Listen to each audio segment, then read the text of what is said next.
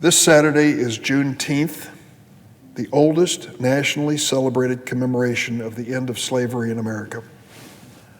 Our founders were brilliant and brave about many, many things, but they lacked the wisdom, perhaps the courage, maybe even the resolve, to face a poisonous contradiction at the heart of our new nation. How could this nation, founded on the belief that all people are created equal, condone and allow human slavery? Many of our founding fathers owned slaves themselves. 85 years after our founding, that unresolved contradiction plunged America into civil war. Halfway through that war, President Lincoln issued the Emancipation Proclamation, declaring that all persons held in bondage in the rebellious states, quote, are and henceforth shall be free. His action meant little initially to the enslaved people in America. Most of the millions held in bondage in states loyal to the Confederacy didn't gain their freedom for another 2 years after the Civil War ended. And for the 250,000 men, women, and children enslaved in the state of Texas, the wait was even longer. They learned of their freedom on June 19, 1865, 2 months after the Civil War ended. Army Major General Gordon Granger and 2,000 Union troops marched into Galveston, Texas, with orders to enforce the Emancipation Proclamation. 1 year later, African Americans in Galveston held America's first Juneteenth celebration to commemorate that moment when they knew of the end of slavery in America. Formerly enslaved people wore their finest clothes, read the Emancipation Proclamation, and prayed together. Later, as African Americans from Galveston and other parts of the South joined the Great Migration North, they carried that Juneteenth memory with them, giving the celebration new roots in Chicago and Los Angeles and scores of other cities. Today, Juneteenth is celebrated as a state holiday or day of observance in 47 states, including my state of Illinois and in the District of Columbia. Yesterday, this Senate approved unanimously a resolution honoring Juneteenth as a national day of reflection and celebration. In this moment in time in our divided nation, that unanimous recognition of the importance of Juneteenth is a balm to our national soul. As America prepares to celebrate Juneteenth 2021, we must also remember that absolute equality promised at that first Juneteenth in 1865 has too often been denied to African Americans. Just a year after the Civil War ended, Southern states enacted the Black Codes, state laws meant to preserve white supremacy. In response, Congress passed the Civil Rights Act of 1866 and the 14th and 15th Amendments to the Constitution, guaranteeing African Americans due process of law and black men the right to vote. Unbowed, Southern states invented Jim Crow laws, creating new hurdles to voting and participation that made it nearly impossible for many African Americans to exercise their voting rights and other basic rights of citizenship. As the great activist W.E.B. Du Bois wrote in his essay, Black Reconstruction in America, quote, the slave went free, stood a brief moment in the sun, and moved back down again towards slavery.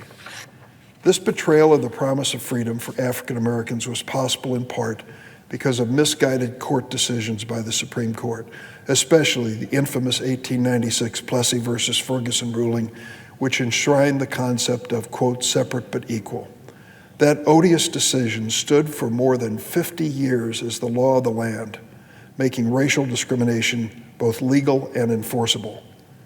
The betrayal of equality for African Americans also was abetted by Southern segregationist senators who wielded the filibuster as a weapon for decades to stop civil rights measures in Congress. Now, I know our Senate Minority Leader and some of his colleagues on the other side get upset when anyone utters the words filibuster and Jim Crow too close together. They insist that the filibuster has nothing to do with race.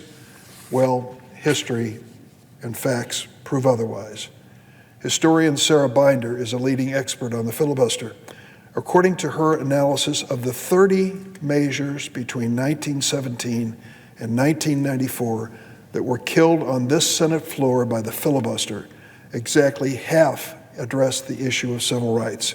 including measures to authorize federal investigation and prosecution of lynching, banning the imposition of poll tax, and prohibiting discrimination on the basis of race and housing. That total doesn't count other major civil rights measures, the Civil Rights Act of 1967, 64, which passed only after lengthy filibusters by segregationist senators. Today, Senator McConnell is vowing to use the filibuster, if necessary, to protect a flood of new state voting laws that are as racially discriminatory as we've seen since the Voting Rights Act of 1965 officially barred Jim Crow from American elections. After record numbers of Americans braved a deadly pandemic to vote in the 2020 elections, Republican-controlled state legislatures are rushing to pass new laws to make it harder, not easier, harder for millions of Americans to vote, especially people of color. Supporters of these new voter suppression laws cite the big lie as their justification, Donald Trump's dangerous, discredited claim that the 2020 presidential election was somehow stolen from him. That big lie has been rejected by state election officials of both parties, by our nation's top election security experts, and every federal judge it's faced, including several appointed by President Trump himself. 60 times President Trump went to federal courts with his big lie, and 60 times he lost. Despite all of that, Senator McConnell and many of our Republican colleagues have vowed to filibuster our measures known as For the People Act that are designed to protect voting rights, defend the integrity of elections, prevent billionaires from buying the elections, and strengthening ethics. Their opposition to protecting the right to vote doesn't end there. Senator McConnell has also said he will oppose the John Lewis Voting Rights Advancement Act, a bill that Senator Leahy and I are working on in the Senate Judiciary Committee that would restore and strengthen the protections of the Voting Rights Act. I will say this, in all fairness to the minority leader, his use of the filibuster is not limited to matters of civil rights and racial justice. Senator McConnell has transformed the filibuster from a rarely used tactic to a weapon of frequent mass obstruction. When Barack Obama was elected president in 2008, our nation was teetering on the edge of the Second Great Depression, and Senator McConnell said his top priority was to make President Obama a one-term president. Not to rescue the economy, no, that wasn't his top priority, nor to help people who lost their homes and business. Senator McConnell's number one priority was to make President Obama a one-term president. He would do that by dramatically increasing the use of filibusters in order to deny the new president every possible achievement. Fast forward to this year. President Biden is sworn in during a pandemic that has killed hundreds of thousands of Americans and sent our economy into deep recession. And Senator McConnell was quoted again saying, 100% of our focus is on stopping this new administration. Not stopping the virus, nor the economic devastation we are facing, but stopping the new administration. And the weapon of choice for Senator McConnell is the filibuster. 3 weeks ago, 42 Republican senators stood with Senator McConnell and filibustered a bill to create an independent, bipartisan plan to investigate the deadly January 6th attack on the U.S. Capitol. This independent commission's mission would have been to examine it and the events leading up to it. 56 senators, a clear majority, supported creation of the January 6th Commission. It wasn't enough. We needed 60 votes. Senator McConnell's filibuster prevailed again. For those who argue the filibuster encourages bipartisan cooperation, let me tell you, the January 6th Commission bill was the result of intense bipartisan compromise. No negotiations were worked out by top Republicans and Democrats in the House, and it was filibustered by Senator McConnell regardless. The commission would have been more comprehensive and less political than the inquiries of insurrection being conducted by congressional committees. Like the 9/11 Commission, the January 6th Commission would have subpoena power to get to the truth. For a short while, Senator McConnell said he would keep an open mind about whether to support the bill. The night before the House voted to create the commission, however, former President Donald Trump posted a screed on his blog denouncing the commission as a, quote, Democratic trap. That was all Senator McConnell needed to hear.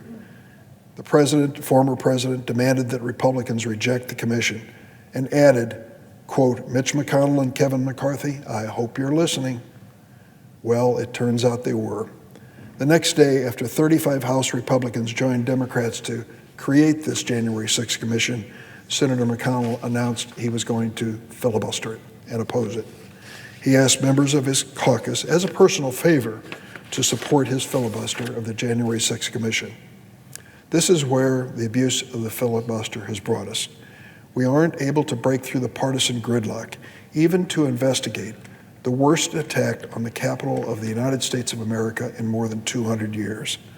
How can anyone believe, after that shameful vote, that protecting the filibuster, as it is currently misused, is protecting our democracy? Cynical overuse of the filibuster imperils our democracy. There's got to be a better way. Contrary to Senate myth, the filibuster is not in our Constitution, just the opposite. The men who wrote that Constitution knew well how requiring supermajorities for routine bills doomed the Articles of Confederation.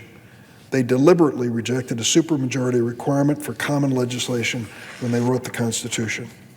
Defenders say the filibuster encourages bipartisan compromise. Look around you. Does anyone really believe for a minute that this is the new golden age of bipartisan compromise in the Senate? There are proposals to mend the filibuster. We could bring back a talking filibuster. We all remember the movie, Mr. Smith Goes to Washington, where he withered and fell to the floor at his desk, carrying on an endless filibuster. It isn't that way any longer. Senators now can start a filibuster with a phone call and head home for the weekend. That is not what the filibuster was designed for. If a senator feels strongly enough about an issue to grind the Senate to a halt, they should be willing to stand up and speak their mind and stay on the Senate floor. Some have proposed changing the number of votes needed to end the debate, possibly lowering the 60-vote requirement for cloture to 55. That's a precedent that at least is consistent with modern historical trends, but leaders on both parties need to agree on it. I'm willing to consider any reasonable plan that promotes genuine bipartisan cooperation and ends the tyranny of the minority. What we cannot do, is nothing. After a minority of senators used the filibuster to prevent, for now, the creation of the January 6th Commission, we all went home for a long Memorial Day weekend. On my flight home and all that weekend, I thought of the young men who stormed the beaches of Normandy on D-Day, running straight into enemy fire, knowing well that they might die to preserve democracy, and many of them did. Now we see the members of the Senate routinely abusing the filibuster because they're afraid to face an unpleasant vote or an angry insult from Donald Trump. Surely we are better and braver than this. Mr. President, I yield the floor. Suggest the evidence of the court. Clerk will call the roll.